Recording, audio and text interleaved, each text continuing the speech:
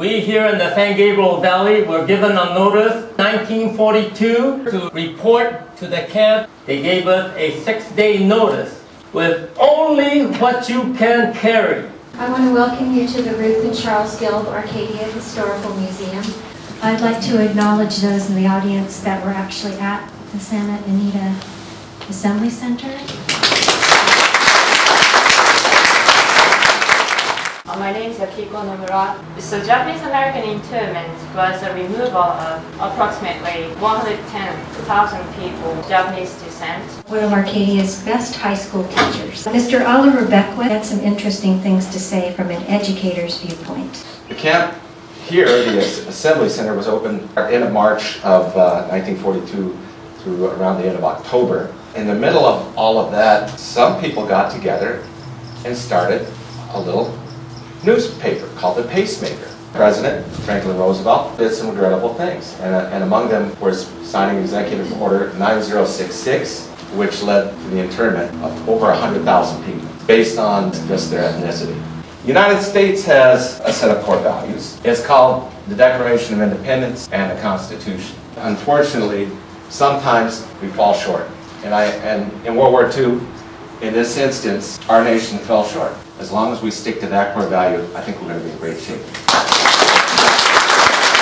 Dr. Miyamoto, who worked as a pediatric dentist, was interned at the Assembly Center at Marysville, California, and from there was taken to Tule Lake. I'm a native Californian. I lived here for over 40 years. My kids went through the school system here. I was interned in the Assembly Center and a relocation center, first in Tule Lake. They were guard towers.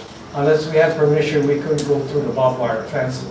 They were relocation centers, they're not concentration camps, because in no way was it kind of be compared to a concentration camp. My wife remembers in the Gila River, where she was interned, that they had flushing toilets, all right, but they had partitions between the toilets, but no doors to the toilets.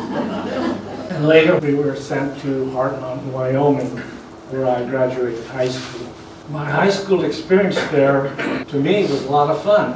The internment experience, it really opened up the Japanese-American community. Prior to Pearl Harbor, the Japanese communities in the Los Angeles area was pretty much isolated into small knit groups. And now we're in a camp, people from Washington, Oregon, and California, and there were a lot of marriages going on. We got to know each other. Some of the farming wives, this was the first time in their life that they had some free time to do things that they really wanted to do involved with Japanese culture.